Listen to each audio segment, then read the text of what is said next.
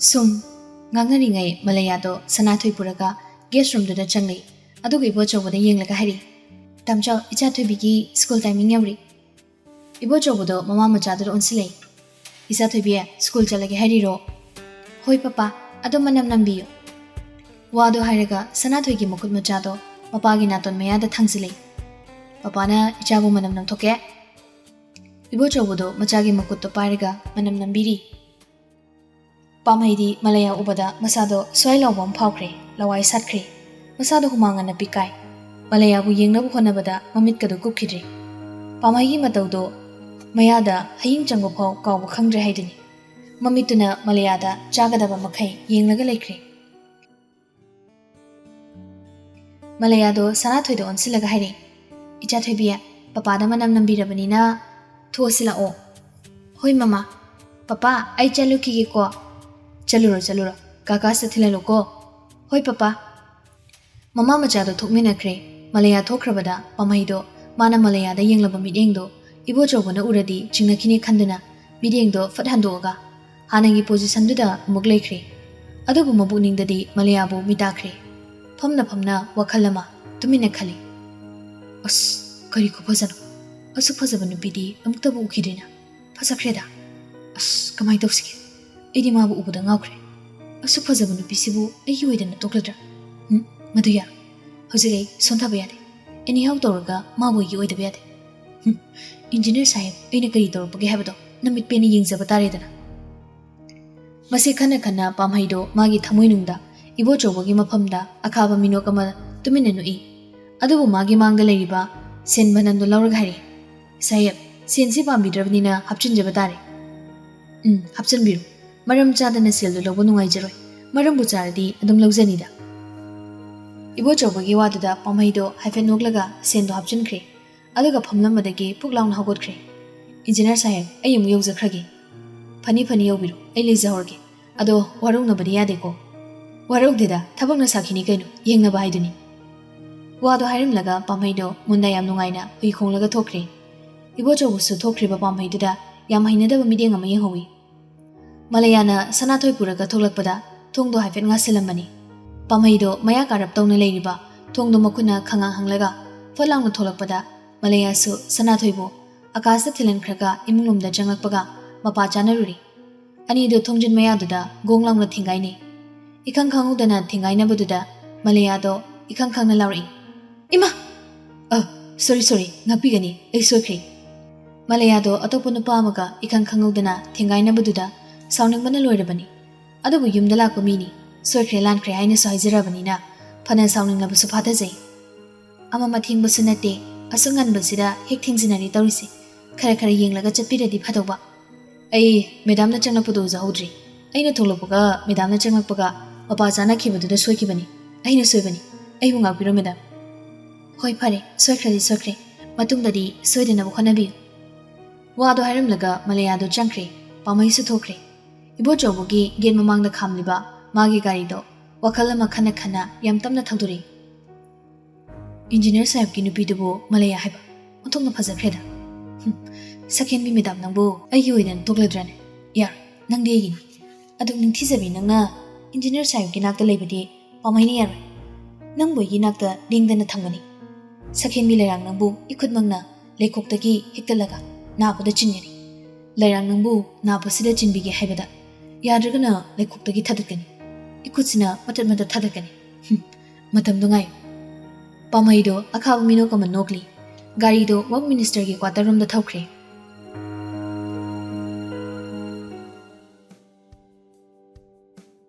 Malayaso, guest room da Mukchangli. Adugi Bocho Buginakan the Pamtari. Tamcha, Huzilam Banupado Bukanano. Kari Hebelamino. Malaya, Huzilam Banupado, Apova Minete. Chay Tarani to Itaram the Kimamanga, school building ama Ninkairapagi, Tamchogi Chopo, Tokama Tokidana, Ninkai Giba, school building do, Saki with the Katar Pama Hebdo, Hosila Amiba Miduni. Madikedo Balamiba. Kari Uinigi, Tikaoke, Magi for the Labusinidana.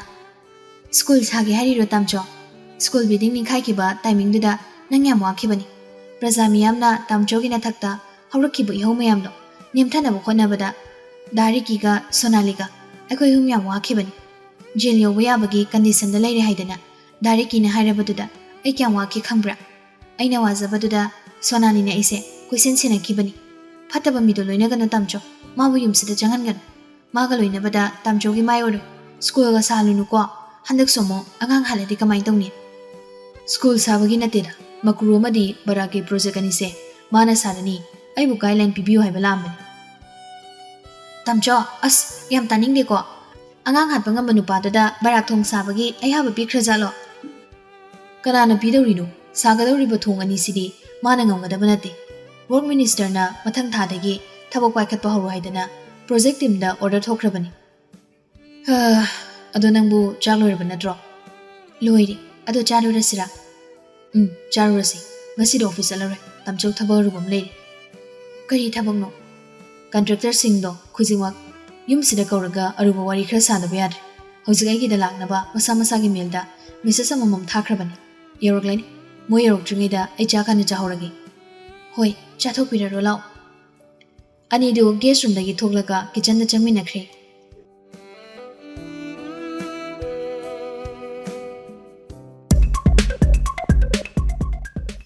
ꯁꯣꯝꯗꯅ contractor ꯄꯥꯝꯃꯩꯗꯣ work ꯃꯤꯅꯤꯁꯇꯔꯒꯤ ꯀ꯭ꯋꯥꯔꯇꯔꯗ ꯂꯥꯛꯂꯦ work minister ꯈꯨꯃꯟꯆꯥ ꯅꯤꯡꯊꯦꯝꯕꯗꯨ gas ꯔꯨꯝꯗ ꯂꯩꯔꯤꯕ VIP ꯁꯤꯠꯇꯨꯗ ꯃꯁꯥꯗꯣ ꯉꯥꯊꯔꯒ ꯐꯝꯂꯤ contractor ꯄꯥꯝꯃꯩ ꯆꯪꯂꯛꯂꯤꯕꯗꯣ ꯄꯤꯁꯨꯝ ꯁꯨꯛꯂꯞꯇꯧꯅ ꯌꯦꯡꯂꯦ ꯃꯕꯨꯛꯅꯤꯡꯗꯁꯨ ꯇꯨꯃꯤꯟ ꯈꯜꯂꯤ ꯀꯔꯤ ꯂꯩꯔꯖꯥꯠꯅꯣꯅꯦ duplicate ꯀꯟꯇ꯭ꯔꯦꯛꯇꯔꯁꯤꯅ ꯑꯩꯒꯤ ꯀ꯭ꯋꯥꯔꯇꯔꯗ ꯂꯥꯛꯏꯁꯤꯕꯣ ꯀꯔꯤꯃꯨ ꯍꯥꯏꯒꯦ ꯈꯜꯂꯤꯖꯥꯠꯂꯣꯅꯦ ꯑꯣꯟꯊꯣꯛꯅ ꯍꯩꯅꯔꯣꯏꯗꯧꯔꯤꯗ ꯄꯥꯝꯃꯩꯗꯨ ꯇꯕꯤ ꯇꯕꯤ ꯆꯪꯁꯤꯜꯂꯒ ꯊꯥꯔꯤꯕ ꯁꯣꯐꯥꯗꯨꯒꯤ ꯃꯌꯥꯗ ꯂꯦꯞꯄꯒ ꯌꯥꯝ ꯅꯣꯂꯛꯄ ꯃꯑꯣꯡꯗ ꯍꯥꯏꯔꯤ ꯑꯣꯅꯔꯦꯕꯜ ꯁꯔ ꯒꯨꯗ ꯃꯣꯔꯅꯤꯡ ꯑꯩ ꯂꯥꯛꯆꯔꯤꯌꯦ ꯈꯨꯃꯟꯁꯨ ꯅꯣꯛꯐꯦꯠ ꯇꯧꯅ ꯍꯥꯏꯔꯤ ꯑꯣ ꯅꯪ ꯂꯥꯛꯂꯤꯕ꯭ꯔꯥ ꯁꯣꯐꯥꯁꯤꯗ ꯆꯪꯁꯤꯜꯂꯒ ꯐꯝꯃꯨꯅꯦ ꯁꯨꯝ ꯂꯦꯞꯂꯒ ꯂꯩꯔꯤ ꯆꯪꯉꯣ ꯐꯝꯁꯤ ꯋꯥꯗꯣ ꯍꯥꯏꯔꯒ ꯈꯨꯃꯟꯗꯣ ꯃꯥꯅ ꯐꯝꯂꯤꯕ ꯁꯣꯐꯥꯗꯨꯒꯤ ꯅꯥꯀꯟꯗ ꯂꯩꯔꯤꯕ ꯁꯣꯐꯥꯗꯨꯗ ꯈꯨꯗꯣꯝꯕꯤ ꯊꯤꯜꯂꯤ ꯍꯣꯏ ꯁꯔ ꯑꯩ ꯐꯝꯖꯒꯦ ꯄꯥꯝꯍꯩꯗꯨ ꯆꯪꯁꯤꯜꯂꯒ ꯁꯣꯐꯥꯗꯨꯗ ꯇꯞꯅ ꯐꯝꯊꯩ ꯈꯨꯃꯟꯗꯣ ꯄꯥꯝꯍꯩꯗ ꯑꯣꯟꯁꯤꯜꯂꯒ ꯍꯪꯂꯛꯏ ꯃꯤꯁꯇꯔ ꯄꯥꯝꯍꯩ ꯅꯨꯡꯉꯥꯏꯔꯤꯗꯅ ꯀꯔꯤ ꯍꯣꯠꯅꯔꯤꯒꯦ ꯅꯪꯕꯣ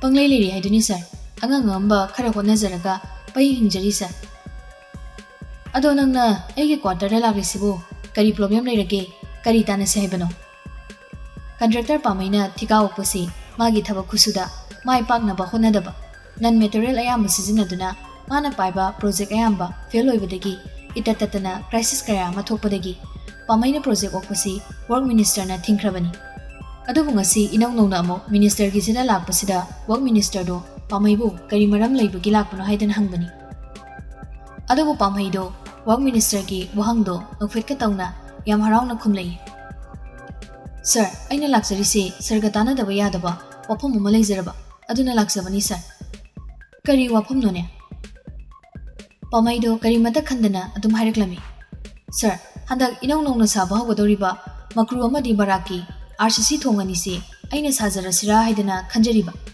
ꯄ꯭ꯔꯣꯖꯦꯛ ꯑꯅꯤꯁꯤ ꯑꯩꯉꯣꯟꯗ ꯁꯤꯟꯅꯕꯤꯔꯣ ꯁꯔ ꯑꯊꯨꯕ ꯃꯇꯝꯗ ꯊꯕꯛꯁꯤ ꯍꯧꯅꯕ ꯇꯧꯖꯔꯒꯦ ꯃꯃꯥꯡꯗ ꯈꯔ ꯁꯣꯏꯈ꯭ꯔꯕꯁꯨ ꯃꯇꯨꯡ ꯇꯥꯕꯁꯤꯗꯤ ꯑꯩ ꯁꯣꯏꯍꯟꯖꯔꯣꯏ ꯄ꯭ꯔꯣꯖꯦꯛ ꯑꯅꯤꯁꯤ ꯑꯣꯅꯔꯦꯕꯜ ꯁꯔꯅ ꯏꯐꯝꯗ ꯍꯦꯛ ꯁꯤꯟꯅꯕꯤꯔꯗꯤ ꯑꯩ ꯃꯥꯏ ꯄꯥꯛꯅ ꯍꯣꯠꯅꯖꯒꯦ ꯋꯥꯔꯛꯁ ꯃꯤꯅꯤꯁꯇꯔ ꯈꯨꯃꯟꯆꯥ ꯅꯤꯡꯊꯦꯝꯕ ꯍꯧꯖꯤꯛ ꯃꯆꯤꯟ ꯇꯨꯝꯈꯠꯂꯛꯂꯤꯕ ꯌꯥꯝꯅ ꯅꯍꯥ ꯑꯣꯏꯔꯤꯕ 35 yearsꯀꯤ ꯖꯨꯅꯤꯌꯔ ꯔꯨꯂꯤꯡ ꯃꯤꯅꯤꯁꯇꯔ ꯑꯃꯅꯤ ꯃꯍꯥꯛ ꯑꯆꯨꯝꯕꯗ ꯄꯥꯝꯖꯩ ꯁꯦꯟꯖꯥ ꯊꯨꯝꯖꯥ ꯌꯥꯗꯦ ꯀꯔꯞꯁꯟ ꯃꯨꯊꯠꯀꯦ ꯍꯥꯏꯕꯒꯤ ꯋꯥꯈꯜꯂꯣꯟꯗ ꯄꯣꯂꯤꯇꯤꯛꯁꯇ ꯈꯣꯡꯗꯥꯔꯛꯄꯅꯤ ꯃꯍꯩ ꯃꯁꯤꯡ ꯃꯇꯤꯛ ꯆꯥꯅ ꯍꯩꯔꯕ ꯄꯣꯂꯤꯇꯤꯛꯁꯀꯤ ꯂꯝꯗ ꯑꯣꯜ ꯔꯥꯎꯟ ꯇ꯭ꯔꯦꯟ ꯂꯣꯏꯔꯕ ꯖꯨꯅꯤꯌꯔ ꯃꯤꯅꯤꯁꯇꯔ ꯑꯃꯅꯤ ꯅꯍꯥ ꯑꯣꯏꯔꯤꯕ ꯃꯤꯅꯤꯁꯇꯔ ꯈꯨꯃꯟꯆꯥ ꯅꯤꯡꯊꯦꯝꯕꯅ ꯀꯟꯇ꯭ꯔꯦꯛꯇꯔ ꯄꯥꯝꯍꯩꯕꯕꯨ ꯃꯁꯛ ꯃꯨꯟꯅ ꯈꯪꯏ ꯄꯥꯝꯍꯩꯅ ꯄꯥꯏꯈꯠꯄ ꯄ꯭ꯔꯣꯖꯦꯛ ꯈꯨꯗꯤꯡꯃꯛ ꯅꯟ ꯃꯦꯇꯔꯤꯌꯦꯜ ꯉꯥꯛꯇꯅꯤ ꯗꯨꯄ꯭ꯂꯤꯀꯦꯠ ꯉꯥꯛꯇꯅꯤ ꯄ꯭ꯔꯣꯐꯤꯠ ꯈꯛꯀꯤ ꯈꯟꯗꯨꯅ ꯅꯟ ꯃꯦꯇꯔꯤꯌꯦꯜ ꯉꯥꯛꯇ ꯁꯤꯖꯤꯟꯅꯗꯨꯅ ꯃꯥꯒꯤ ꯄ꯭ꯔꯣꯖꯦꯛ ꯑꯌꯥꯝꯕ ꯃꯥꯏ ꯊꯤꯈꯤꯕ ꯉꯥꯛꯇꯅꯤ ꯄꯥꯝꯍꯩꯕꯨ ꯃꯤꯌꯥꯝꯅ ꯗꯨꯄ꯭ꯂꯤꯀꯦꯠ ꯀꯟꯇ꯭ꯔꯦꯛꯇꯔ ꯍꯥꯏꯔꯒ ꯈꯪꯅꯩ ꯑꯗꯨꯕꯨ ꯄ꯭ꯔꯣꯖꯦꯛ ꯑꯌꯥꯝꯕ ꯃꯥꯏꯊꯤꯗꯨꯅꯇ ꯂꯥꯛꯑꯕ ꯗꯨꯄ꯭ꯂꯤꯀꯦꯠ ꯄꯥꯝꯍꯩ ꯍꯟꯕ ꯂꯩꯇꯦ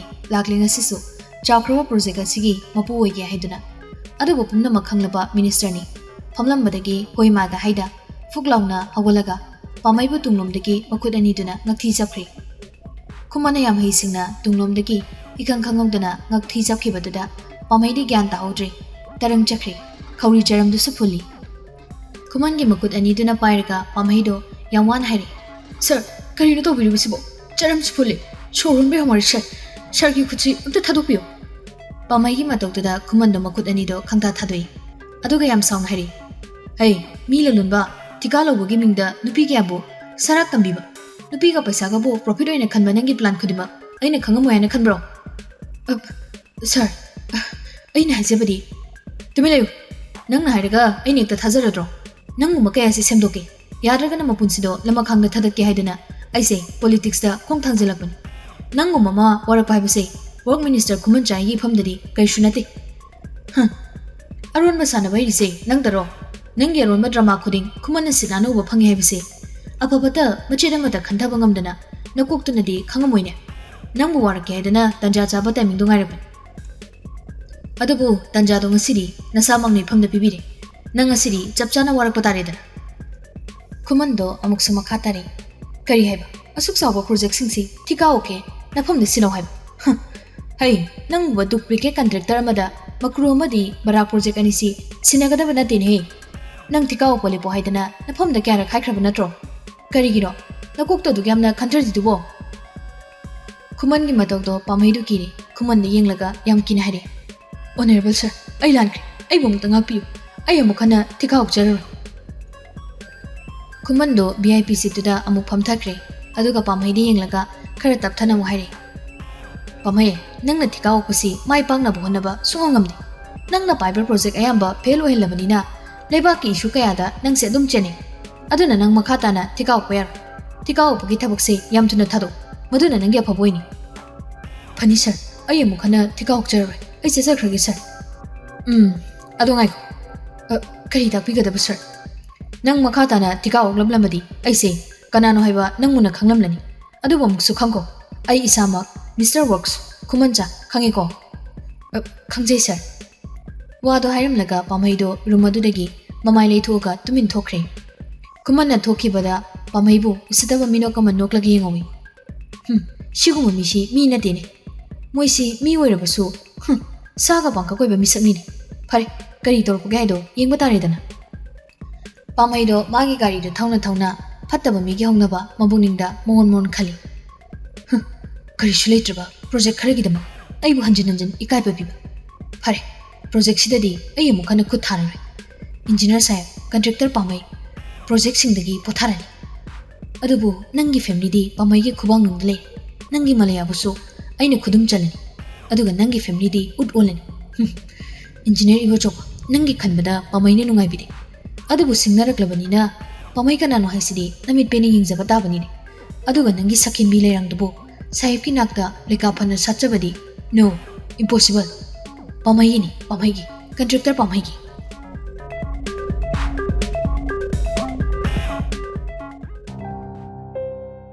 ibo chobudo guest room da super power project team punna phaminarga wari sari super power project team si contractor mari na pulaga sembani contractor singdudi contractor pari contractor lesem contractor pore amadi langamni Project team asi contractor pari na lead tawri.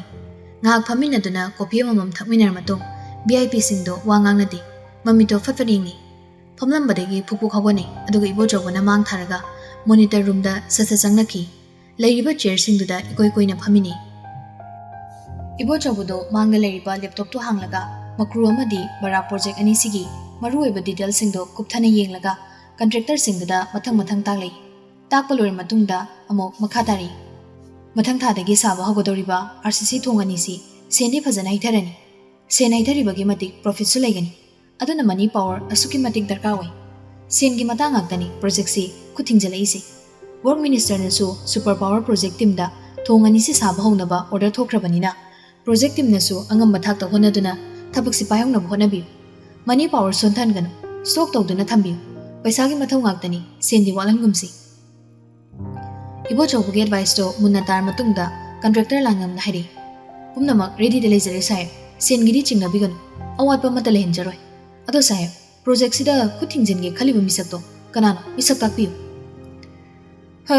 Kana boiruni ge thabak khuding makta yetu na talaba non material de ngauzaba duplicate contractor du nidana.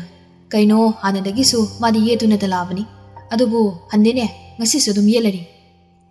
Pari namo Contractor pamai na bu kari tawjane ge sayap mani yening madu yechasanu thongani sidi ekoine soidana sarani yam yelaga na thupchin khro haibro sayap ha makhata na yelak tanaba kari bu tawrune ge adubu checksin sida Mi fattabanina laina khandokpa yaroi. Oiroidabada kok thadagan. Mabu thupchinaba honaraga karibu kanarudoino. Pamaise ikaiba naidaba misakni. Maga onsinabada lemu. Fattabagi maramdadi ikaiba khanglaroidaba misakni. Maso angamba thakta honarakpa yai. Aduna noisu thongna layu ninganaganu. Tabakse athubada paikatpa hungnaba tauksi. Parina, okay sai, ikoi ready da lejani. Asomna yam kupthana khanara matungda project team do hankri. Numidang do fana thengle. Ibo chobodo Malayaga, Sanathoiga, ningthina tumalamaga, office ki file khara yenglaga leibani. Adugu gate da thilakpagi makolama khangudana tarami. Makol du ibo chobodo phamlambadagi fuklauna hogolaga thongnaw rom da lai. Aduga parda do haidoga yengi. Adugu gate do adumak thilli. Wa ngangnabagi makol su tai.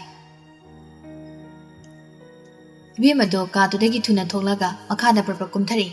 Main door do hangdoga mapalom da satholakuna mangonda lepi. Lemna gate thilibado kana orzano khali. Adugo gate gi mabu kaubagi makon tari. Hoi bai, ibai chau, aina kaursi tabro, ai Surkumar ne. Ibai chau, gate sem ta hangbiyo. Gate hango. Ibo chobodo gate kauklibado Surkumar ne herpaduda masado pakatpana lori. Mangonda gi kumtharaklaga gate lomda chelaktuna gate khangang hangai. Purnimaga lepambado ubada ibo chobuna. Lau, manungda thuna chango. Laptang uriba gari gi maingal sina nakoi ni tanar pamali. Surga Purnimaga do manungda sasa changsile. Surga Purnimaga changal matong ibo chobuna geto salon sinkre. Aduga ngaliba light to phat muthali. Asumna ibo chobuna Surga Purnimaga do imungda pusanbire. Tanaragliba gari to Surkumarga Purnimaga hatke haituna tanarakpani. Adubu aniduna gen manungda jensin kimana hanbadagi phaba ngamawdre. Mafam aduda ngak lermlaga gari do thawkhre. Mayai kadani ibo choboga Surga Purnimaga do sofa da phomlaga wari sanari. Purnima de angang amusu pori. Ibo chobuna Sur asuk thingla kansida nabani na tawri sibu karinu. Tanda zadre haidi phone torpa yadro noibo. Chelakpada wabanusu siramlani ne. Ngalingai de tholakpa yadabo. Surna ibo chobada yenglaga hari. Ngalingai da tholakpa yadabagi ni baijo. Karigino Sur. Inkol machit amakak leibadugini. Midi sumyam khalakpa. Lephomdi leinairaktaba. Aduna babana thambiramba inkol machitugini. Kakaga bajoga macha singa manaraga aikhoibu hanaba sinarapan. Mina krikrik ina duna le lephomdi leinadramnina babage maga leitramnina kaishu tawba ngamlore khanbagin. Madubu hekta yabrane. Adu yamna mabuchi biklibadabu karigino moibo. Namaga napaga nabada layingbada changkiba sendo aikhoina loina puthokpani. Inkol machichiga konaba pesa namaga napaga layingbada loina changkre. Hojikti inkol machitsi nangi mingda leitri. Yumse thadoga chalo. Baradara kaino leiro haidana. Bachoga kakakana ingonda hairi isi kuiri baijo. Aisu mafam chaba jaga yingbad. Adubu ngasi ayuk anganbada. Bachogi masunupaduna walking chatpa sarga tholaktuna machi amada laisalaga aingonda tumina call torpani. Kasur nang khutakta yumse thadoga chakro. Pupuoina sinaba loikre. Khudongthiba soidana nanglani harakpadagi ngasi numit chupasima mapan thoktana imungda tumin leibani. Talagi yenglaga tholake tawbani. Adubu kibadagi tholakpa ngamdabani. Thengtharapa kansida mirang narak yenglaga tholakpani. Aikoi thokre haibagi samin phangbadagi mi thadoktuna tanhalakpani. Aina nahana sida lao haiba natro. Hojikti kai sarise. Nathwaido manglamnine. Pabungna thamlamba lam mayam ama freedani lerise. Lam singsi freeda leiraga kari kanadawrino. Lam machetu kolaga sum leiba. Minungsi khangdaba singduda kopithu amaga chawkraba lamsi senar leiminardi pharoidrado. Harise. Noibu chaka charaklabro. Chaki wadi ayuktagi chariri baijo. Chak thongadabasu kirab. Cooker kambagi makol tabada amuk changsinaragadra kibadagi adum thongdre. Surgi waduda ibo chobodo nungaidre. Purnima da onsilaga. Purnima ayuktagi chaksu chadrabanina nasado wabada lormani. Nangada puriba ngangdo tharo. Chak insang lerungani. Surga nabani jaminanaba aina chim hawdokige. Hoi tamjo. Wadu haraga Purnima do puriba machado tamna thabiraga matambakta pamli. Ibo chobusu magi kada kakhale. Aduga Malayagi masada nomlaga hawdui. Mali, tabro nangbo, tardim tahogolo. Ibo chobana masado nomlaga hawdorapoduda Malaya masado tamna chepai. Aduga uirumiru. Tamjo kaidorage, ayam tumningi. Hawgolose, tamjo waigi. Talime tamjo, ay tumningi ba. Hoise, tumningi do adum tumdorini. Adum makadam da kumlusilaw. Oh, tamjo, astalemi. Makada kaido bono. Mi tumninga kansida. ꯁꯨꯔꯀꯨꯃꯥꯔꯒ ꯄꯨꯔꯅꯤꯃꯥꯒꯗꯣ ꯃꯆꯥꯅꯨꯄꯥꯗꯣ ꯄꯨꯔꯒ ꯅꯨꯃꯤꯗꯥꯡ ꯑꯊꯦꯡꯕꯁꯤꯗ ꯃꯌꯨꯝꯗꯣ ꯊꯥꯗꯣꯛꯑꯝꯃꯒ ꯆꯦꯜꯂꯦꯃꯤ ꯃꯈꯥꯗ ꯂꯩꯍꯧꯏ ꯑꯗꯨꯒꯤꯅꯦ ꯑꯩꯅ ꯍꯥꯏꯔꯤꯁꯦ ꯑꯝꯇ ꯀꯨꯝꯅꯨꯁꯤ ꯂꯥꯎꯁꯦ